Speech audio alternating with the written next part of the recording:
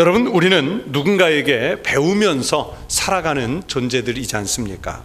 배움이 없으면 그 사람은 제대로 된 인생을 살기가 어렵고, 때로는 정말 잘못 배우면 금수만도 못한 그런 존재가 될 수도 있습니다. 평생을 살면서 내게 도움을 줄 만한 진정한 스승을, 선생님을 만날 수만 있다면 여러분, 이것은 정말 행복한 일입니다. 인생을 성공적으로 살아가는 법을 배울 수 있는 끈을 우리가 붙잡는 거지요. 제가 우리 어린 아기들을 위해서 기도할 때 이 아기가 자라가면서 꼭 만나야 할 네 부류의 사람이 있게 해달라고 제가 이 강단에서 기도를 하지 않습니까? 가장 먼저는 좋은 교회를 만나고 좋은 목회자를 만나서 좋은 신앙을 배울 수 있도록 기도를 합니다. 그리고 이 어린 아기가 자라가면서 주변에 좋은 친구들을 많이 두어서 그 친구들과 이 세상에 선한 유익을 끼칠 수 있도록 위해서 기도를 합니다. 그리고 적절한 연령이 되면 좋은 배우자를 만나서 아름다운 가정을 이룰 수 있게 하기를 위해서 기도를 합니다. 그리고 나머지 한 분이 누구냐면 좋은 스승을 만날 수 있도록 위해서 기도를 합니다. 그가 평생 배우면서 믿고 따라가야 할 좋은 스승을 만나면 그 사람은, 이 아기는 좋은 사람으로 성장할 가능성을 갖기 때문에 그렇습니다. 이 좋은 배움이 그만큼 중요한 일입니다. 그러나 여러분, 우리가 이 세상에서 아무리 좋은 사람, 좋은 스승을 만나도요, 그리스도인들에게는 우리 예수님만한 스승은 없습니다. 오직 예수 그리스도만이 가장 완벽한 우리의 스승이 되시는 줄로 믿습니다. 우리가 완벽하게 믿고 따라가도 될 만한 선생님이 되십니다. 인생을 복되게 살아갈 길을 일러주시는 은혜의 하나님이시면서 동시에 우리에게는 선생님이 되십니다. 오늘 우리가 읽은 성경 본문 말씀 마가복음 8장 34절의 말씀은 우리가 신앙생활의 기둥으로 삼아야 할 진리를 가르쳐 주시는 말씀입니다. 여러분, 이 말씀을 이루어서 살면 제대로 된 신앙생활을 하는 길이고, 이 말씀대로 살지 않고 이 말씀을 기피하면서 살면 아무리 그 사람 겉모습이 훌륭해 보이는 신앙인이라 할지라도 그 사람은 제대로 예수를 믿는 것이 아닙니다. 즉, 오늘 말씀은 그리스도인이 예수님을 스승으로 메시고 어떤 내용의 삶을 살아야 우리가 주님의 참 제자가 될 수 있는지 제자도를 일러주시는 말씀이라고 할 수 있습니다. 여러분, 참 제자는요, 첫 번째, 스승을 닮아가는 사람입니다. 참 제자는 자기 스승을 철저하게 닮으려고 합니다. 그 스승이 간 길을 따라가려고 애를 쓰는 사람, 그래야 그가 참 제자가 될 수 있습니다. 제가 잘 아는 선배 목사님은 자기가 참 존경하는 은사 목사님을 두고 있다고 그랬습니다. 그래서 그분 때문에 목사가 되기를 소망했고, 그분과 같은 목사가 되고 싶어서 신학을 공부하고 자기는 목회자가 되었다고 그랬습니다. 그 은사 목사님이 설교를 준비하실 때는 어떤 책을 보시는지 유심히 살펴서 자기도 그 목사님이 읽으시는 책들을 구해서 거의 다 읽으려고 노력을 했다고 합니다. 그분이 얼마만큼 시간을 내서 기도하시는지, 어느 때 기도하시는지 그것을 헤아려서 그분이 기도하는 만큼 자기도 기도하는 사람이 되려고 애를 썼다고 그랬습니다. 심지어는 그 스승 목사님의 식사하는 모습까지 담고 싶어서 목사님이 어떤 음식을 즐겨 드시나 유심히 지켜보면서 그분이 드시던 음식, 그분이 음식을 드시던 자세, 그런 모양으로 음식까지 닮아가는 자기가 됐다고 이야기하던 것을 제가 들었습니다. 여러분, 주님의 제자로서 사는 제자도는 다른 길이 아닙니다. 여러분, 철저하게 그리고 진실하게 예수 그리스도를 닮고 예수 그리스도의 길을 따라 살아가는 삶을 사는 것입니다. 즉, 제자는 스승을 자기에게다가 끌어맞추는 것이 아니라 스승에게 자신을 맞추어서 자신의 인생을 조정해 가는 사람, 그 사람이 참 제자라고 말할 수 있습니다. 미국 남침례교회의 유명한 목회자이면서 신학자인 헨리 블랙가비 박사가 있습니다. 이 헨리 블랙가비 박사는 하나님을 경험하는 삶이라는 책에서 우리가 하나님의 역사에 참여하기 위해서는 우리 인생을 하나님의 뜻에 맞게 조정해야 된다. 그 책에서 그렇게 썼습니다. 하나님의 뜻에 맞게 우리 인생을 조정해야 한다는 거예요. 많은 사람들이 하나님을 경험하는 기회를 놓치게 되는 이유가 하나님이 계신 곳으로 옮겨가지 못해서라는 것입니다. 자기 자리에 머물러 있으면서 동시에 우리 하나님과 동행할 수는 없는 노릇입니다. 여러분, 이 말이 맞습니다. 여러분, 성경에서 예를 들어 모세를 보세요. 모세는 하나님이 하고 계시는 그 역사에 동참하기 위해서 자기 인생을 대대적으로 조정을 했습니다. 모세는 광야에도 있었고 왕궁에도 있었지만 동시에 있을 수는 없었지 않습니까? 하나님께서 모든 것을 하시겠다고 하는 장소로 옮겨 다녀야 했습니다. 그래서 때로는 광야에 머물기도 하고, 때로는 애굽 땅에 머물기도 하고, 때로는 생명을 걸고 바로 앞에 머물기도 하는, 이렇게 삶을 조정한 후에 하나님께 순종할 수 있는 자리에까지 설 수 있는 사람이 됐습니다. 어리석은 제자는요, 자기에게다가 스승을 끌어다 맞추려고 합니다. 그러나 현명한 제자는 자기가 따르는 스승에게 자기를 맞추어 가면서 그분의 가르침을 배웁니다. 어리석은 신앙인은 자기 생각대로 예수를 믿고, 주님은 자기 생각을 받쳐주는, 성경 말씀은 자기가 무슨 이야기하려고 할 때 그냥 근거로 삼는 그런 도구 정도로만 생각할 뿐입니다. 그러나 현명한 주님의 제자는 주님이 가신 그 길을 보면서 그것을 따르려고 하고 자기 인생의 모든 것을 하나님의 뜻에, 하나님의 말씀에 맞추어 가려고 합니다. 우리 그리스도인들은 특별히 성령 충만이라는 말을 쉽게 합니다. 여러분, 무엇이 성령 충만입니까?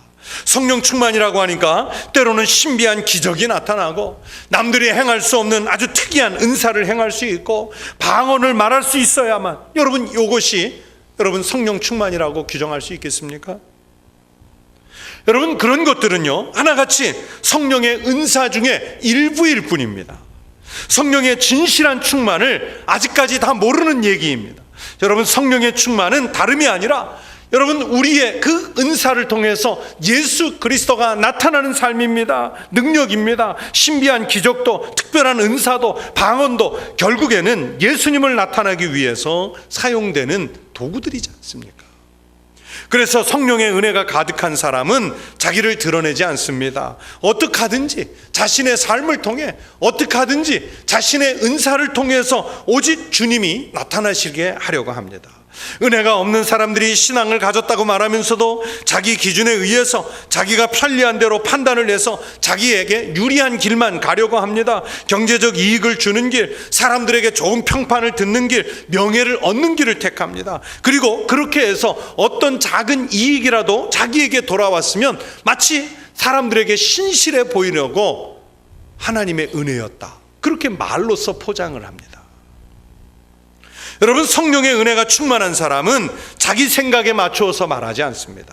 이런 상황이라면 우리 주님이 어떻게 말씀하실까? 주님이라면 이 길을 가실 것인가? 가지 않으실 것인가? 이럴 때 주님이라면 어떻게 행동하셨을까? 여러분, 그것을 먼저 생각합니다. 그래서 주님이 하시려고 하시는 말씀, 주님이 가시려고 하시는 길, 주님이 행하시려고 하시는 그 행동을 그대로 나타내 보려고 합니다. 여러분, 나를 통해서 주님이 나타나고 있습니까? 예수님을 닮은 삶을 살아가고 있습니까? 여러분, 우리가 주님의 제자라고 고백하고 있지 않습니까? 우리가 정말 주님의 제자라면 제자의 도는 우리의 스승이 되시는 주님을 나타내는 삶을 살아가는 것인 줄로 믿습니다. 주님을 그대로 닮아가는 삶을 우리가 사모하는 것인 줄로 믿습니다. 우리가 살아가는 모습을 통해서 예수님을 닮은 제자의 모습이 나타나시기를 축원합니다. 또 둘째, 오늘 성경이 말씀하는 바는 예수님의 참 제자는 자기를 부인하는 사람입니다. 여러분, 우리 그리스도인의 삶의 핵심은 자기를 부인하고 자기를 낮추는 자세입니다. 특별히 우리 장로교인은 다른 교파에 비해서 더욱 그래야 됩니다. 장로교를 만든 종교개혁자 깔뱅의 가르침이 그렇기 때문입니다. 깔뱅은 교만은 숨어 있다가 자기도 모르게 자기를 정복한다고 말했습니다. 여러분, 교만은요, 자기를 부인하지 못하는 사람들에게 나타나는 제일 큰 특성입니다. 특별히 깔뱅은 기독교 강요 제3권 제7장의 제목을 아예 이렇게 정했습니다. 그리스도인 생활의 핵심, 자기 부정. 그리스도인들의 생활의 핵심, 자기 부정. 그렇게 제목을 잡았어요.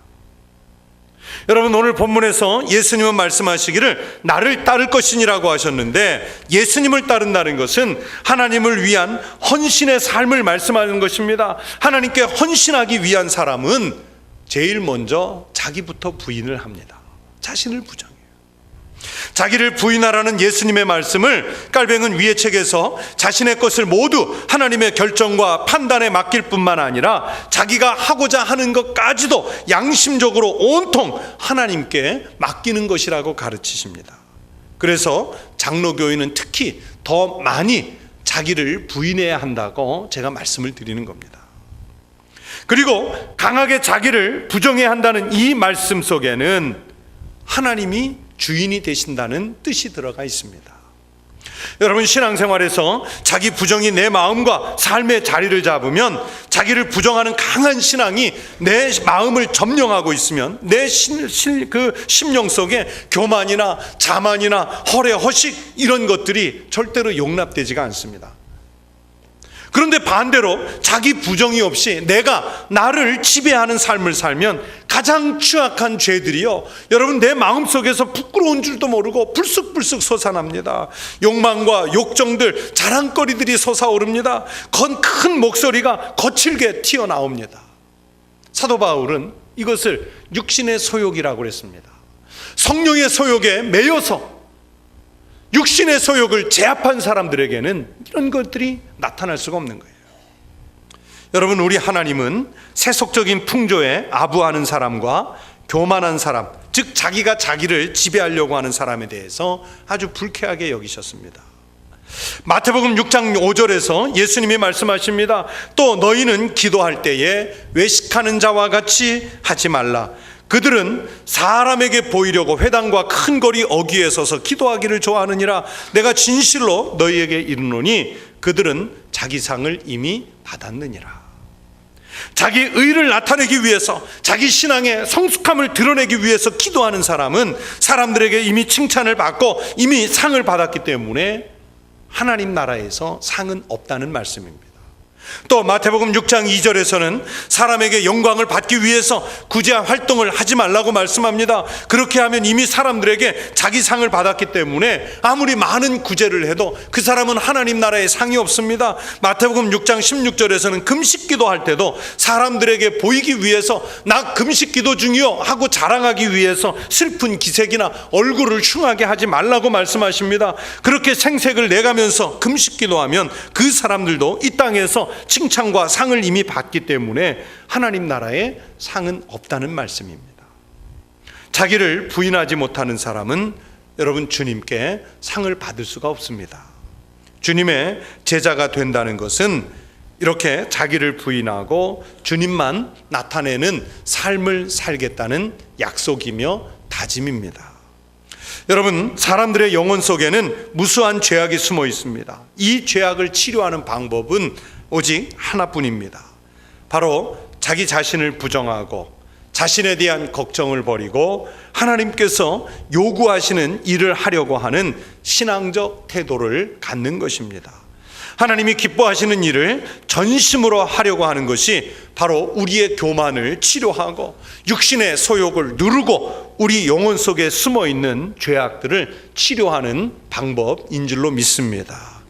자기를 부인하는 심령의 겸손함으로 우리 예수님을 따라가는 참 제자들이, 우리 성도들이시기를 주의 이름으로 축원합니다. 세 번째, 오늘 본문에서 예수님께서 말씀하시기를 예수님을 따르는 참 제자의 길은 자기 십자가를 지고 가야 한다고 말씀하십니다.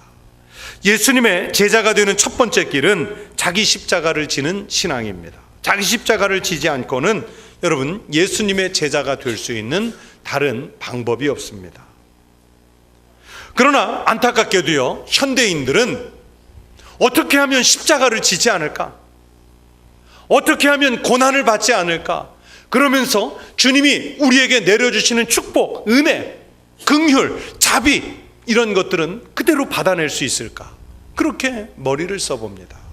그러나 여러분, 안타깝게도 고난이 없이는 부활이 없습니다.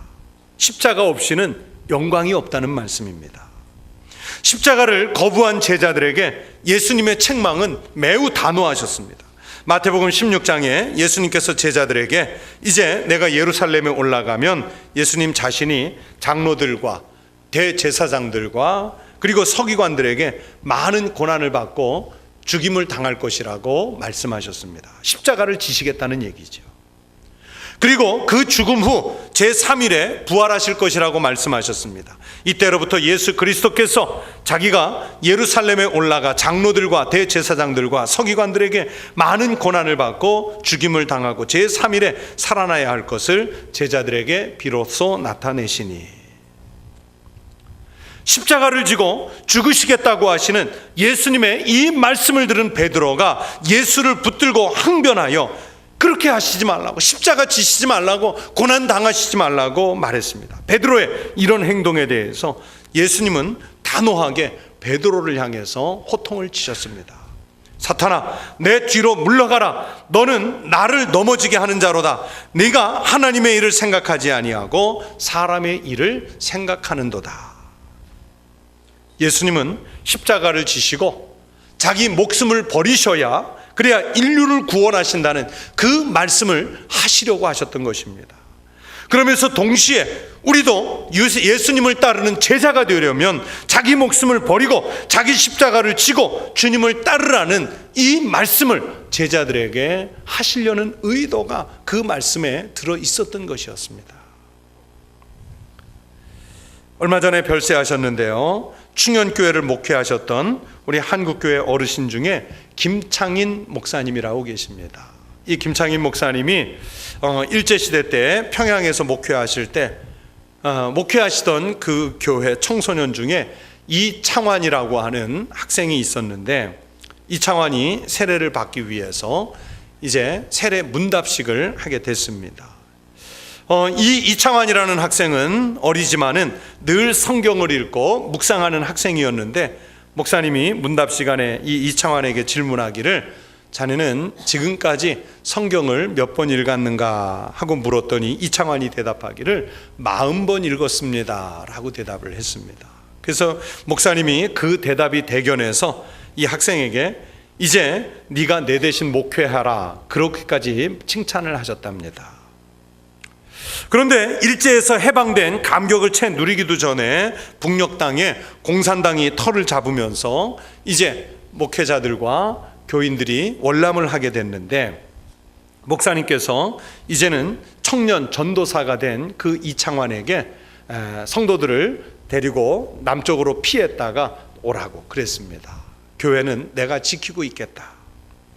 그런데 이창환 전도사는 목사님이 성도를 데리고 나가셔야 그 성도들에게 목회를 하실 수 있을 테니까 목사님이 데리고 가시라고 했습니다. 그렇게 서로 며칠 동안 실랑이를 하다가 목사님이 결국은 그 이창환 전도사의 고집을 꺾지 못해서 이창환 전도사에게 교회를 맡기고 목사님이 교인들을 데리고 남쪽으로 내려오시게 됐다고 말씀하셨습니다.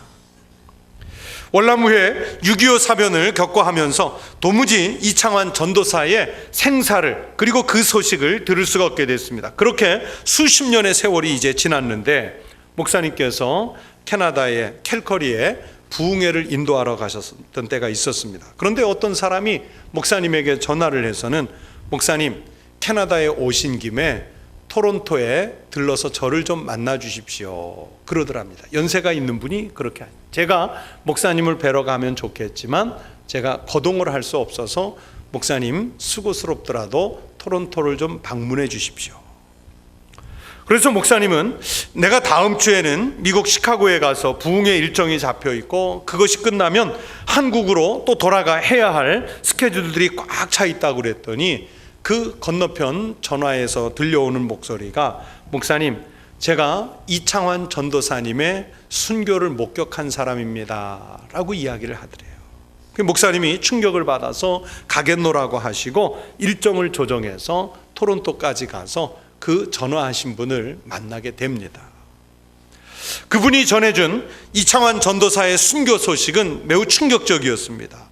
김 목사님이 월남하신 지 얼마 안 돼서 인민군이 예배당에 쳐들어와서는 김창인 목사를 내놓으라고 그러면서 이창환 전도사를 붙잡아갔다는 거예요. 그러나 이제 목사님 여기 안 계신다고 그래도 믿지를 않고 이창환 전도사가 거짓말을 하는 줄로 알고 그냥 그렇게 때리고 고문하고 박해를 했답니다.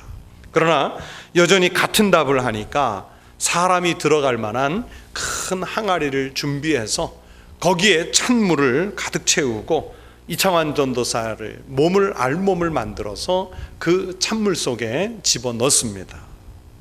여러분, 북한의 한겨울 추위는 이곳 남쪽과는 비교가 되지 않는다고 그러는데 이창환 전도사는 그 얼음이 점점 얼어오는, 그리고 몸이 점점 식어가는 그 상황에서도 의식이 있는 순간까지 하늘 가는 밝은 길이 내 앞에 있으니 그 찬송을 부르면서 그렇게 동사해서 순교를 했다고 합니다.